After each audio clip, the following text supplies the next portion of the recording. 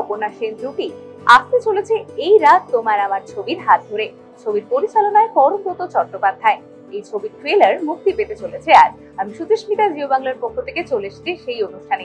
চলুন দেখে নেব এই ট্রেলার লঞ্চের অনুষ্ঠানের কিছু ঝলক এবং শুনবো কি বলছেন পরিচালক এবং অভিনেতারা।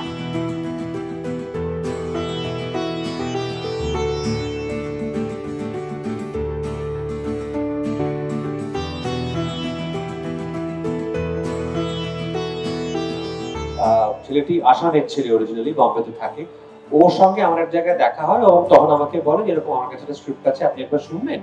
তো আমি বলি হ্যাঁ শুনতে পারি। তখন ও আমাকে এই একটি একটি দম্পতির তাদের 50তম বিবাহ বার্ষিকীর রাতের একটি গল্প শোনায়। গল্প এবং পূর্ণাঙ্গ একটি স্ক্রিপ্ট শোনায়, হিন্দিতে অবশ্যই। আমি ওকে বলি যে এটা আমি নিচ্ছি বলে আমি এটা নিয়ে রাখি ওর কাছ থেকে, কারণ আমার মনে হয়েছিল যে এখান থেকে এটা খুব সুন্দর ছবি হতে পারে। তারপর যখন এই ছবিটি এসবিএফ এবং হইচই স্টুডিও যখন করার সিদ্ধান্ত নেয়, তখন আমরা রিনাদি এবং অজন্তাকে অ্যাপ্রোচ করি।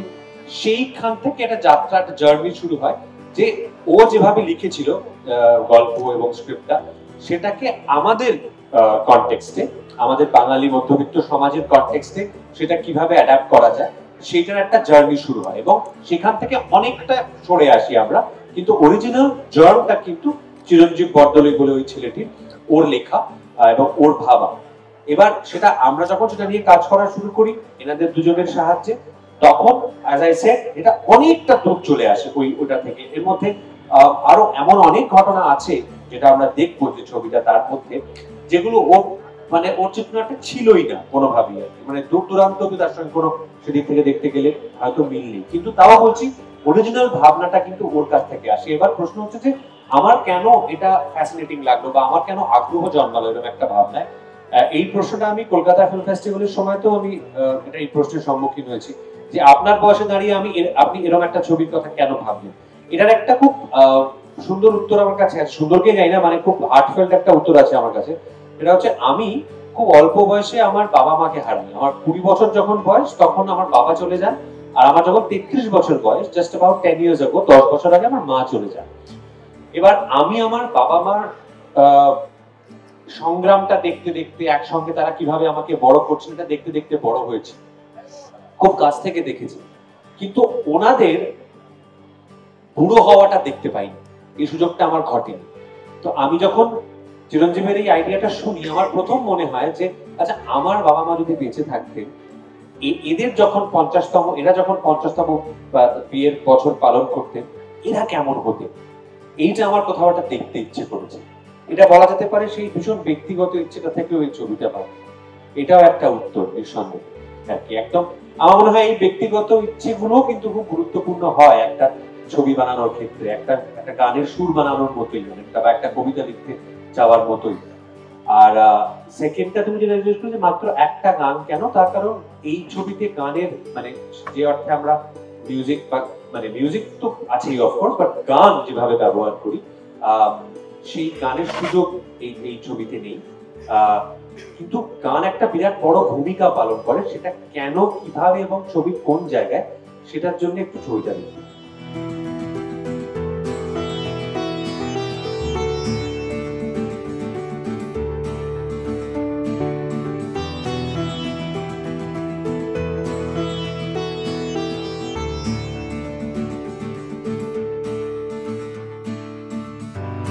একটা সুবিধা হয় যদি ভালো অভিনেতারা যখন ডিরেক্ট করে, তখন ভালো অভিনয়টা করা সহজ হয়ে যায়। গুড অ্যাক্টর যদি একজন ডিরেক্টর হয়,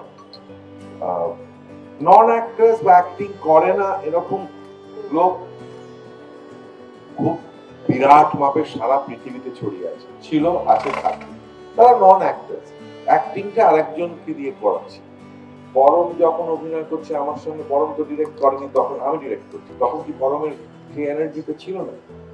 কিন্তু আমি বলবো যে এটার থেকেও, এই প্রশ্নটার থেকেও যেটা আমার কাছে ক্লোজ টু দ্য প্রশ্ন বাট ইম্পর্টেন্ট, সেটা হচ্ছে যখন লাইক মাইন্ডেড লোক, যে ধরনের অভিনয় আমার ভালো লাগে, সেই ধরনের অভিনয় অপর্ণা সেনের ভালো লাগে, সেই ধরনের অভিনেতাই পরম, এই যখন এই মিলগুলো থাকে, যে ছবিগুলো আমাদের ভালো লাগে, মানে যে ধরনের গান আমাদের ভালো লাগে, যে ধরনের গল্প পড়, এই মিলগুলো থাকলে এনার্জিটা বেশি হয়, মানে অনেক বেশি কনস্ট্রাকটিভ একটা এনার্জি আসে। আর যদি মিল না থাকে, যে আমি যে ধরনের অভিনয় করি, যে ধারা, যে অভিনয়ের ধারায় বিশ্বাস করি, অপর্ণা সেনও সেই অভিনয়ের ধারায় বিশ্বাস করে, যদি না করতো তাহলে একটা প্রবলেম তৈরি হয়।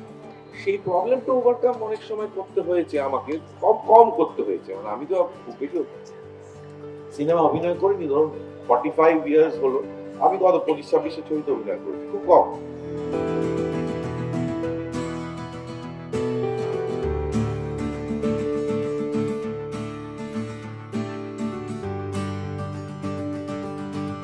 পর্দার সামনে যারা এই অনুভূতিগুলোকে প্রকাশ করছে তারা কিন্তু অভিনেতা, এবং একজনের অভিনয় আরেকজনের অভিনয়কে একটা সাপোর্ট দেবে, যেটাকে ইংরেজিতে বলে প্লেইং অফ ইচ আদার।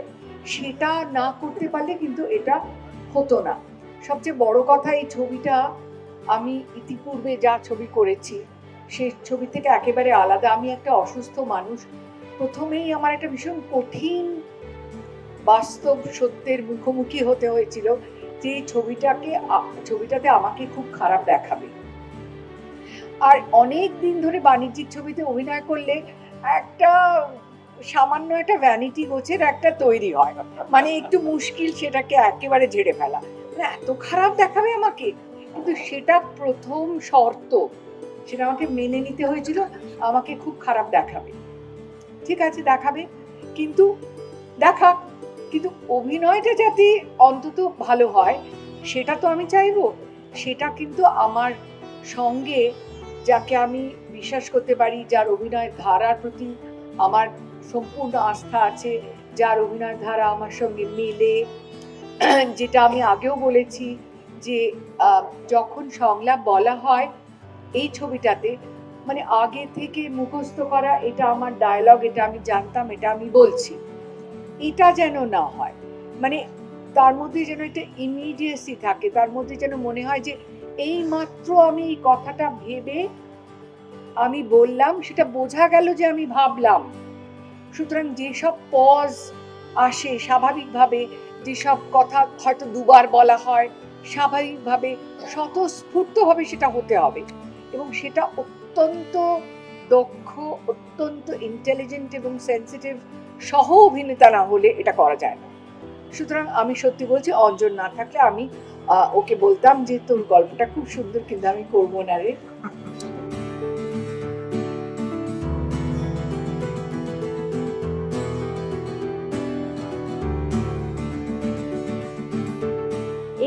জানুয়ারি মুক্তি পাচ্ছে এই রাত তোমার আমার। আজ দেখে নিলাম তারই ট্রেলার লঞ্চের ঝলক, এবং তার পাশাপাশি শুনলাম যে ছবি নিয়ে কি বলছে ছবির পরিচালক এবং অভিনেতা অভিনেত্রী। কেমন লাগলো আমাদের এই ভিডিওটি জানাতে ভুলবেন না আমাদের কমেন্ট বক্সে। ভালো লেগে থাকলে লাইক, শেয়ার, কমেন্ট করতে ভুলবেন না।